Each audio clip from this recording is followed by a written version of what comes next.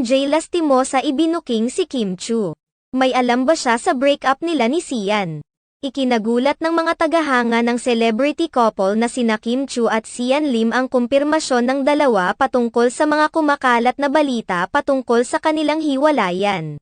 Hindi inakala ng mga tagahanga ni Kim Chiu at Sian Lim na magwawakas ng ganun na lamang ang kanilang 12 years relationship. Hindi rin ito inasahan ng marami dahil panay lamang ang pananahimik ng dalawa sa issue at noong press conference ng teleseryeng Lin Lang ay sinabi pa ni Kim Chiu na maayos naman sila ni Sian Lim. Kaya naman hindi napigilan ng ilang netizen na maapektuhan lalo na ang mga sumusubaybay sa kanilang pagmamahalan dahil inakala nila na sa simbahan na haantong ang dalawa. Hindi rin nila inakala na may problema pala ang dalawa dahil sa pananahimik ng mga ito sa kani-kanilang social media accounts. Ang tanging pahiwatig lamang na may pinagdadaanan ang dalawa ay ang pagiging missing in action ni Sian Lim sa mga event na dapat ay magkasama silang dalawa. Naging mainit na usapin rin ang pagbubura ni Sian Lim sa mga vlog na pinagsamahan nila ni Kim Chiu.